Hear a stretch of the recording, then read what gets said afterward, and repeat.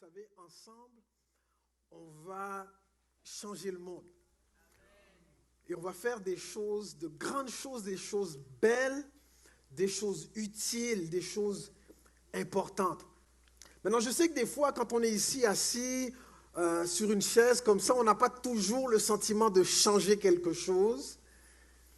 Mais si je vous disais qu'on se retrouve, on est ici pour découvrir qui est Dieu, qui nous sommes aussi en lui, pour grandir, pour se développer spirituellement et aussi pour toucher notre monde d'une façon unique. Est-ce que ça vous dit quelque chose? Vous connaissez la prière du Notre Père? Oui. Mon cœur, c'est que la volonté de Dieu se fasse sur la terre comme au ciel. Et c'est quoi la volonté de Dieu? Cette prière commence par dire « Notre Père qui est aux cieux ». Dieu est au-dessus de tout.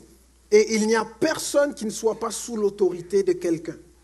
C'est vrai au travail, c'est vrai à l'école, c'est vrai à la maison. Même les animaux savent se soumettre à une autorité. Et Dieu, lui, il est au-dessus de tous. Et à cause de sa grandeur, à cause de sa bonté, à cause de sa toute-puissance, il veut à travers nous faire de grandes choses. Il veut à travers nous toucher des vies, que ce soit ici ou ailleurs. Qui a émigré au Canada? Qui n'est pas né au Canada? Levez la main. Il n'y en a pas plus que ça? Ok. Quel pays? La France? Ok. Bienvenue. Et vous? Oui? Haïti. Super. Et toi, là? Toi, tu es né ici? Lui, il n'est pas né ici? Elle t'a vraiment stoulé. Toi, tu es né où? En Algérie. Ok. Notre Père qui es aux cieux, que ta volonté soit faite sur la terre comme au ciel. Vous savez, au ciel, il n'y a pas de maladie, il n'y a pas de corruption, il n'y a pas d'injustice, il n'y a pas de méchanceté, il n'y a rien de ces choses-là, il n'y a pas de violence. Parce que Dieu n'en veut pas là-haut. Et vous savez quoi? Il n'en veut pas non plus ici. Le seul problème, c'est que c'est à nous qu'il a confié la terre. Et donc, ce qui se passe sur terre, c'est le résultat de notre volonté, de nos actions, de notre règne. Et c'est pourquoi, lorsqu'on prie que ta volonté soit faite sur la terre comme au ciel, ce qu'on veut dire, c'est que notre volonté à nous, on sait ce que ça donne. Maintenant, on veut ta volonté. On veut ton règne. Quand nous, on règne, on sait ce que ça donne. Maintenant, on veut ton règne à toi. Ton règne à toi. Donne-nous aujourd'hui notre pain quotidien. On veut sur terre que tout le monde mange à sa faim. Pas seulement à l'occasion et pas seulement des miettes. Lève ta main si tu manges bien. Ce serait bien donc que tout le monde mange comme toi. Ça, c'est la volonté de Dieu. Pardonne-nous nos offenses comme nous aussi nous pardonnons à ceux qui nous ont offensés. Ça, c'est une façon aussi de dire, éloigne de nous les conséquences de nos mauvaises actions. Vous aimez les conséquences de vos mauvaises actions? On aime ça? Non, hein? On veut que Dieu éloigne ces conséquences-là, que Dieu efface notre dossier, que Dieu nous pardonne, qu'on reparte à zéro. Donne-nous une autre chance. Donne-nous une autre chance de faire mieux. Ne nous soumets pas à la tentation, mais délivre-nous du malin. On sait qu'on est responsable pleinement de nos actions, mais on sait aussi qu'il y a des forces spirituelles qui nous tentent et qui nous poussent à faire le mal. Et parfois, humainement, on est carrément impuissant devant ces forces-là. Et donc, on demande à Dieu de nous délivrer de ces forces-là. Parce que lui, il en est capable. Parce que lui, il a la puissance pour nous délivrer de ces forces. Qui explique en partie pourquoi le monde dans lequel on vit est dans cet état-là. Et j'aime un mot à la fin de cette fameuse prière du Notre Père, un mot tout simple qui dit « Amen ». Ça, c'est ma partie préférée de cette prière. Amen, ça veut dire on est d'accord. C'est ça qu'on veut. Maintenant, si mon Amen est sincère, si vraiment c'est ça qu'on veut, on ne va pas seulement prier pour, on va travailler pour. Parce qu'on peut prier, mais on peut aussi travailler pour quelque chose. On ne va pas se contenter de découvrir qui est Dieu, on ne va pas se contenter de simplement grandir, on veut aussi passer à l'action, on veut aussi agir. Et si vous êtes de la famille de Gospel Vie, depuis longtemps ou depuis peu, voire depuis ce matin, je veux vous inviter. Je veux vous inviter aujourd'hui à entrer dans une œuvre qui va toucher le monde. Je veux vous inviter à entrer dans une œuvre, pas seulement en tant que spectateur, mais en tant qu'acteur. Et cette invitation-là, elle s'adresse pas seulement aux jeunes, pas seulement aux vieux, pas seulement à ceux qui sont en couple, pas seulement à ceux qui sont riches, pas seulement à ceux qui ont de l'éducation, mais à toute personne qui a des oreilles pour entendre et qui respire. Oui, parce que si tu ne respires pas, je veux bien, mais ça va être difficile. Que vous soyez avocat, entrepreneur, femme d'affaires, chauffeur de taxi, cuisinier ou à la retraite, je veux vous inviter à être des acteurs dans une œuvre qui va toucher le monde. Et pour que nous ayons du succès dans cette œuvre-là, il faut qu'on soit animé du même amour. Qu'on soit animé du même amour. Et que des valeurs communes nous poussent à l'action. Ce matin, on entame une nouvelle série de messages intitulée « Voici l'amour ». On a chanté tout à l'heure « Voici ma louange ». Le titre de notre série pour le mois de décembre, c'est « Voici l'amour ». Et dans le cadre de ce message-là, ce matin, j'aimerais vous parler d'un groupe de personnes qui a changé le monde parce qu'ils avaient des valeurs communes qui ont été à la clé, qui ont été à la base de l'impact qu'ils ont eu. On pourrait dire qu'ils ont eu des valeurs sûres. C'est le titre du message d'ailleurs ce matin. Et j'aimerais vous inviter à lire avec moi un court passage qui se trouve dans Actes au chapitre 2. Et je vais lire les versets 42 à 47. Je vous lis ça rapidement et ensuite je vous partage mon cœur. Acte 2, chapitre 2, verset 42 qui dit « Tous s'appliquaient fidèlement à écouter l'enseignement que donnaient les apôtres, à vivre dans la communion fraternelle, à partager ensemble le pain et à participer aux prières. Chacun reconnaissait l'autorité de Dieu car il accomplissait beaucoup de prodiges et de signes extraordinaires par l'intermédiaire des apôtres. Tous les croyants étaient unis et partageaient entre eux tout ce qu'ils possédaient. Ils vendaient leurs propriétés et leurs biens et ils répartissaient l'argent ainsi obtenu entre tous, en tenant compte des besoins de chacun. Chaque jour, d'un commun accord, ils se réunissaient dans le temple, ils partageaient ensemble le pain dans chaque maison et prenaient leur nourriture avec joie et sincérité de cœur. Ils louaient Dieu et ils étaient estimés par tout le monde. Et le Seigneur ajoutait chaque jour à leur groupe les personnes qui l'amenaient au salut. Dans le texte que je viens de lire, et en particulier au verset 42, il y a 4 pratiques qu'on peut aussi appeler 4 valeurs des premiers chrétiens. Et ces 4 valeurs-là sont l'éducation spirituelle, la communion fraternelle, le partage et la prière. L'éducation spirituelle, la communion fraternelle, le partage de ressources et la prière collective en particulier. Les valeurs qu'ils avaient sont résumées dans le verset 42 et dans les versets suivants, on nous donne un petit peu plus de précision pour nous dire à quoi ça ressemblait. Et j'aimerais qu'on fasse quelque chose de spécial ce matin. Levez la main si vous avez un cellulaire. Ou levez le cellulaire si vous avez un cellulaire. Il n'y a pas que 12 personnes ici qui ont un cellulaire. Je ne le crois pas. Vous l'avez avec vous?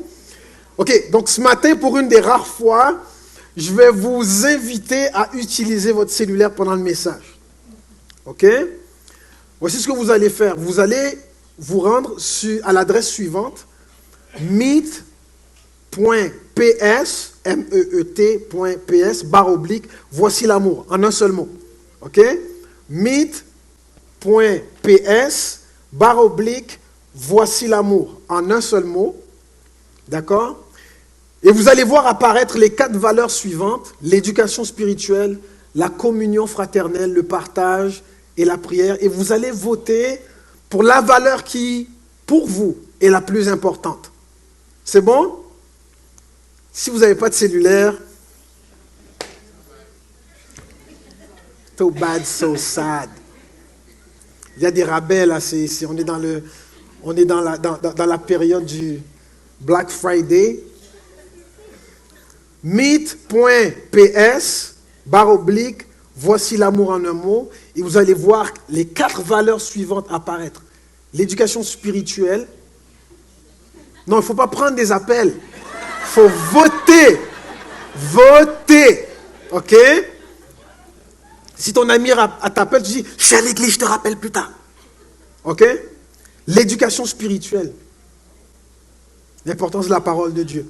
La communion, qui parle d'unité. Le partage et la prière. Laquelle de ces valeurs est pour vous la plus importante? Ça ne veut pas dire que les autres ne sont pas importantes. Mais pour toi, ton favori, ton préféré, cette valeur que tu aimes le plus, qui pour toi occupe le plus de place, qui est la plus importante dans ton cœur, vote. Et à la fin du message, on va afficher le résultat. On va savoir en termes de pourcentage lesquelles de ces valeurs-là sont les plus fortes à Gospel Vie. C'est bon? OK. Et on va en parler. Je vais parler de ces 4 valeurs-là. Je vais le faire brièvement. Et ensuite, on va prendre ensemble la Sainte Seine, le repas du Seigneur. L'éducation spirituelle. Le verset 42, on nous dit « Tous s'appliquaient fidèlement à écouter l'enseignement que donnaient les apôtres. » Donc les premiers chrétiens consacraient leur temps à l'étude des paroles ou de la parole de Dieu pour mieux le connaître et comprendre sa volonté. L'éducation, quel que soit le domaine, que ce soit en affaires, que ce soit que vous soyez en train de lancer une entreprise, que vous soyez dans le domaine des arts ou même en politique, ce que vous voulez, l'éducation est essentielle à votre succès. C'est vrai ou pas? L'éducation est essentielle à votre succès, quel que soit le domaine. Et c'est aussi vrai pour les personnes qui veulent avoir du succès avec Dieu. L'éducation est essentielle pour avoir de l'impact dans le monde qui soit à la hauteur des aspirations de Dieu, pour avoir l'impact que votre mission doit avoir, vous devez investir dans votre éducation spirituelle. Tu ne peux pas passer à côté, il n'y a pas de raccourci pour ça.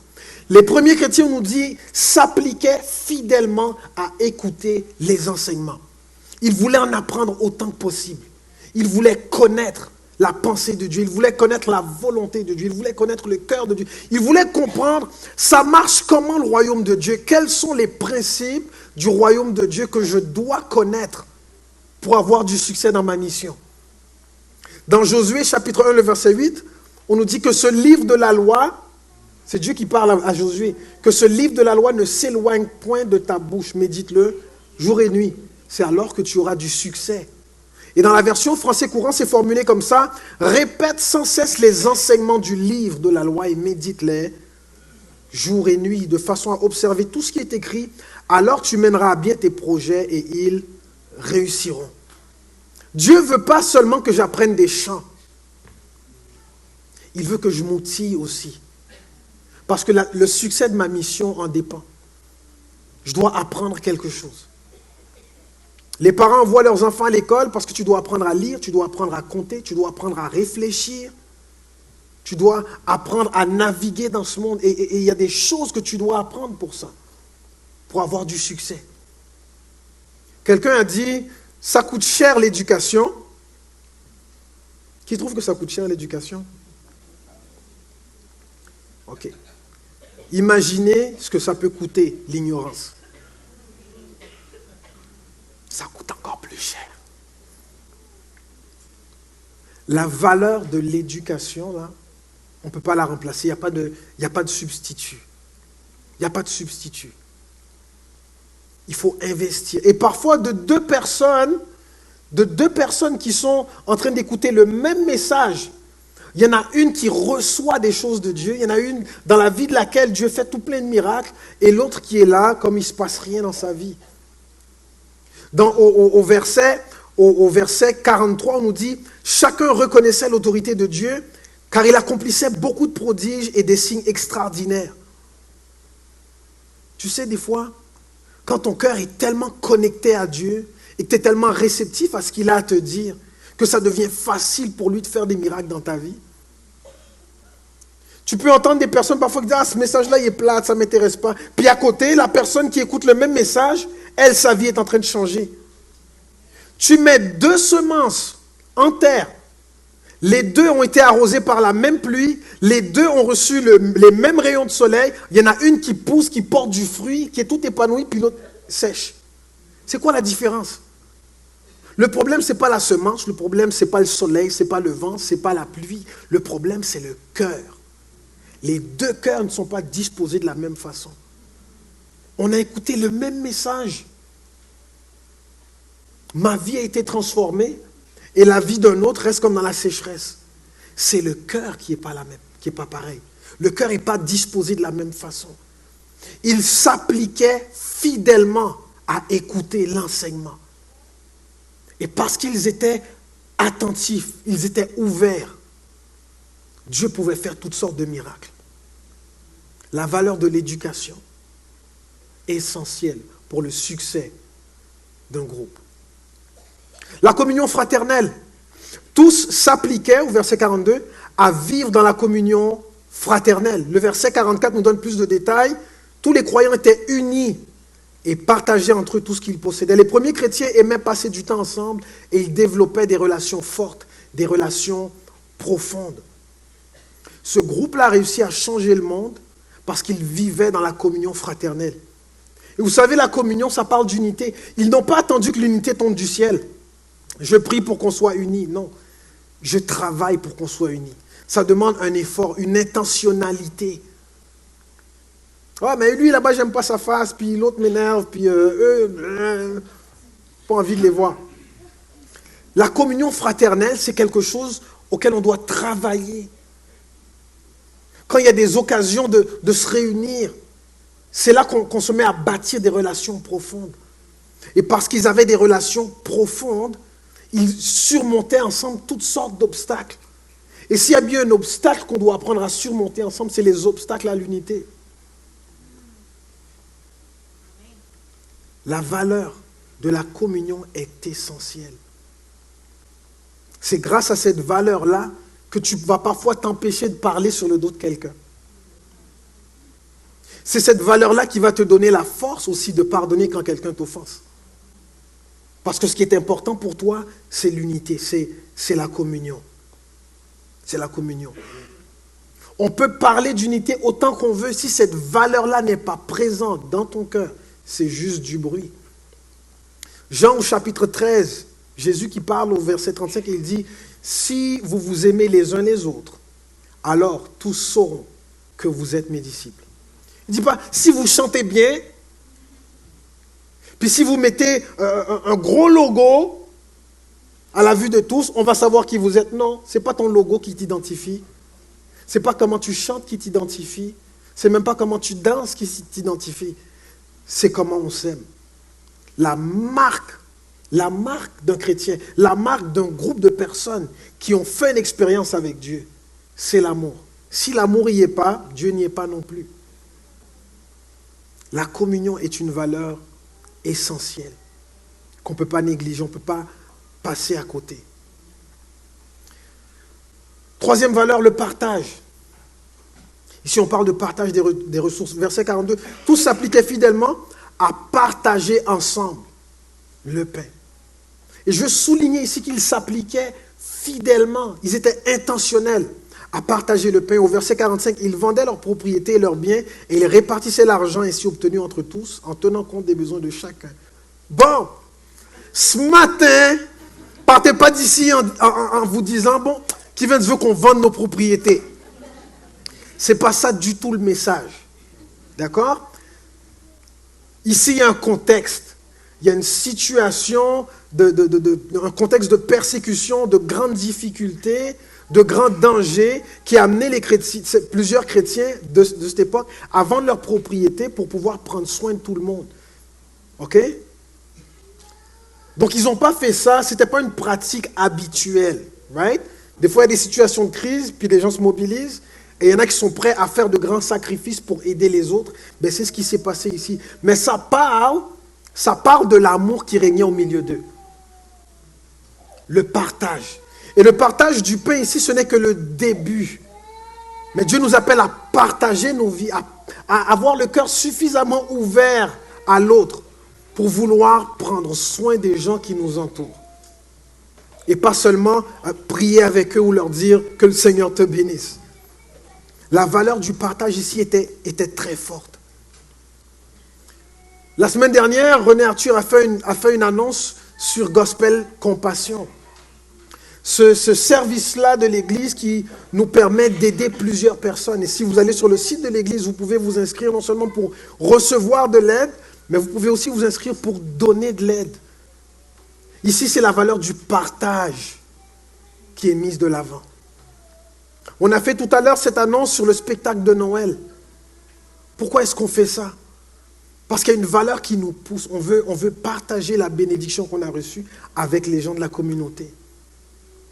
Imaginez-vous une église qui se lève pour partager avec les autres ce qu'elle a reçu. Tu auras plus d'impact comme ça qu'en distribuant 2 millions de pamphlets dans la rue, des fois. Quand tu partages ce que tu as reçu avec un cœur ouvert. On ne veut pas seulement découvrir qui est Dieu, on ne veut pas seulement grandir spirituellement, on veut aussi passer à l'action. On veut aussi agir concrètement. Au cours de l'année prochaine, on veut lancer un projet, un organisme communautaire par l'entremise duquel on va toucher le monde. On veut partager ce que Dieu nous a donné. Dans Ésaïe au chapitre 58, le verset 10, on nous dit, si tu partages ton pain avec celui qui a faim, si tu donnes à manger à qui doit se priver, alors la lumière chassera l'obscurité où tu vis. Au lieu de vivre dans la nuit, tu seras comme en plein midi. Et je sais que cette valeur-là amène plusieurs personnes à sortir carrément de leur zone de confort. Ce n'est pas toujours naturel de partager ce qu'on a reçu. L'être humain veut toujours garder ce qu'il a. Et on voit ça dès un tout jeune âge. J'ai vu un petit garçon, je lui ai demandé de me partager son suçon. Vous savez ce qu'il m'a dit? Non, c'est à moi. J'ai respecté ça. La valeur du partage, parfois, nous amène nous pousse hors de notre zone de confort. En fait, Dieu ne veut pas te sortir de ta zone de confort. Dieu veut que tu étendes ta zone de confort.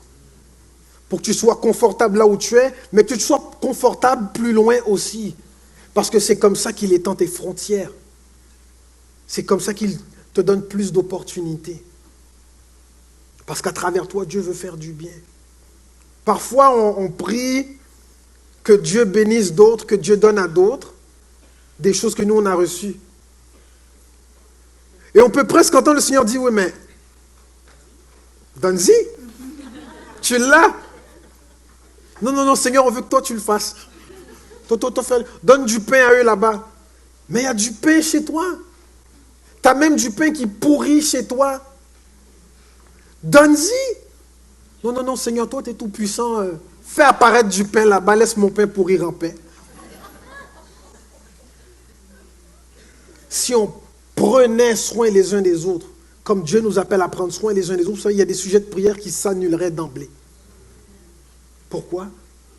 Parce que Dieu a mis au milieu de nous toutes les ressources nécessaires pour répondre à nos besoins. Ouais, mais si on fait ça, on va prier pour quoi? Tu vas prier pour des choses que seul Dieu est capable de faire. Et là, tu vas commencer à voir des miracles. Ce qui nous amène à cette quatrième valeur, la prière. Car, verset 42, tous s'appliquaient fidèlement à participer aux prières.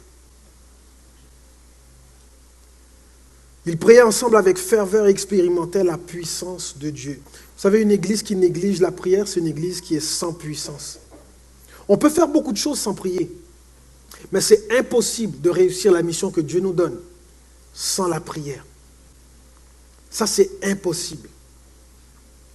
Sans la prière, l'église est sans puissance. Et pour que la volonté de Dieu se fasse sur la terre comme au ciel, on doit être connecté avec lui. Connecté individuellement, mais aussi connecté en tant que groupe, en tant qu'église, en tant que communauté. Connecté avec Dieu. Et donc les rencontres de prière doivent être au cœur de ce qu'on fait. Au cœur de ce qu'on fait. On ne se réunit pas tous les jours à Gospel Vie pour prier ensemble, mais on a des occasions, on a des moments où tout le monde est invité à venir. Le mercredi soir, je fais une pub là, le mercredi soir, c'est notre rencontre de prière. Dis à ton voisin, viens donc prier, man.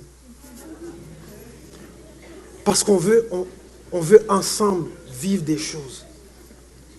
Et on ne veut pas seulement prier pour des sujets génériques, on veut prier pour des situations concrètes. Parce que lorsqu'on prie pour des situations concrètes, là on peut facilement faire le suivi et mesurer l'impact de nos prières. Si on prie juste pour des situations génériques, pour des sujets génériques, prions pour la jeunesse, prions pour la ville, prions pour l'univers, prions pour les étoiles. Ok, tu mesures comment l'impact de ta prière. Mais si il y a assez d'unité, il y a assez d'amour et de confiance entre nous pour nous amener à prier pour des situations réelles, concrètes. Qu'est-ce qui se passe dans la ville? Qu'est-ce qui se passe dans le quartier? Qu'est-ce qui se passe dans la vie de nos jeunes? Qu'est-ce qui se passe chez toi? Quelle est la situation actuelle et quelle est la situation souhaitée pour laquelle on peut prier ensemble et voir la puissance de Dieu? On ne veut pas seulement prier pour des sujets, on veut prier pour des situations. Parfois, ça demande de l'humilité, d'apporter ta situation et de la présenter là. Mais quand tu vois l'amour des gens qui viennent t'entourer, puis prier pour ton sujet, pour ta situation, comme si c'était leur situation, là, il y a quelque chose qui se passe. Il y a quelque chose qui se passe. Le cœur est nourri. Le cœur de Dieu même est nourri dans ces moments-là. On peut faire des grandes choses ensemble. La prière est une valeur de l'Église, une valeur essentielle, primordiale. Et il y a plusieurs valeurs qu'on peut avoir. Mais dans ce texte-là qu'on a lu, on nous en a présenté 4 qui ont été à la base du succès de l'Église. Et ils ont tellement eu de succès qu'aujourd'hui, 2000 ans plus tard, on est là encore. On est là encore. Il y a des valeurs sûres pour avoir du succès avec Dieu. L'éducation spirituelle, la communion fraternelle, le partage et la prière. Et ces valeurs sont si importantes. Et elles ont été si importantes pour la première Église que plus ils investissaient dans leur éducation spirituelle et plus leur cœur s'ouvrait vers les autres. Plus leur cœur s'ouvrait vers les autres, plus ils développaient des relations profondes. Plus ils développaient des relations profondes et plus ils prenaient soin les uns les autres en partageant ce qu'ils avaient. Et plus ils prenaient soin les uns les autres et plus ils partageaient, plus ils étaient attirés à prier ensemble. Et Dieu se mettait à faire des miracles. Et ce qui se passait au milieu d'eux était tellement incroyable que le texte nous dit qu'ils étaient estimés de tous, par tout le monde. D'autres versions vont dire, tout le monde les glorifiait. Waouh! Ces gens-là, tu as vu ce qui se passe? Tu as vu comment ils prennent soin les uns des autres? Tu as vu comment ils partagent ce qu'ils ont? Est-ce que tu les as entendus prier ensemble? On dirait que Dieu agit facilement avec eux.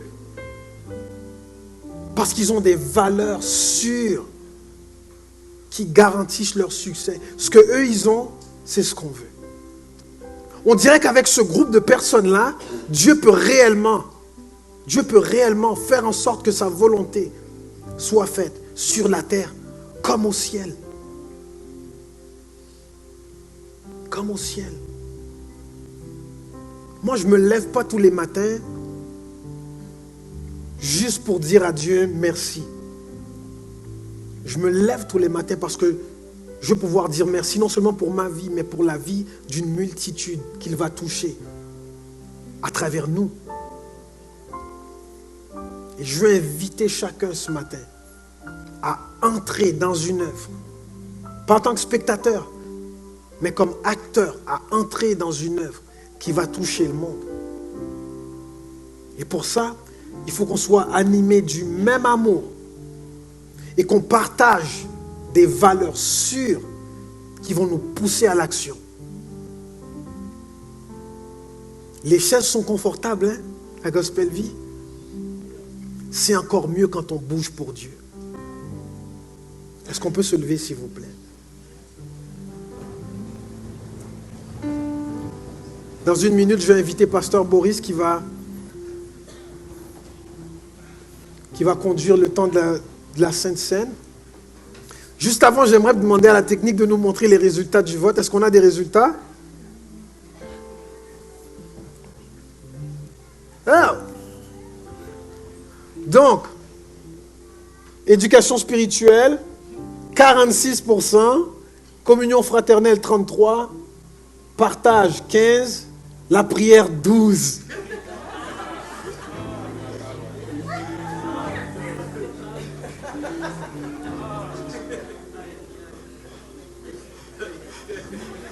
Attends, je vais nettoyer mes lunettes, ok? Une minute.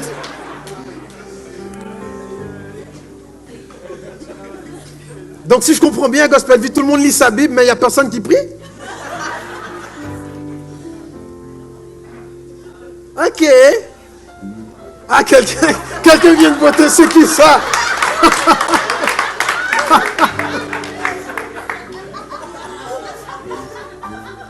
T'as vu ça?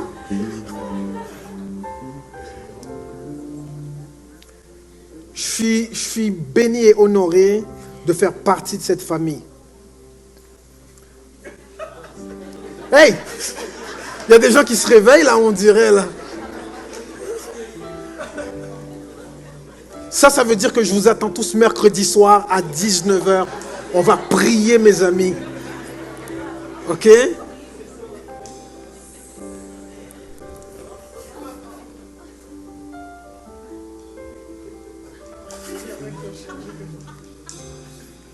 Boris, viens ici avant que je pète ma coche.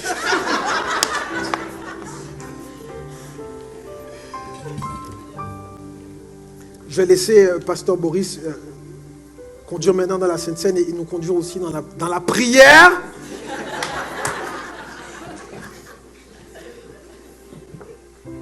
Vous êtes tous invités, quel que soit votre âge, votre arrière-plan, votre profession.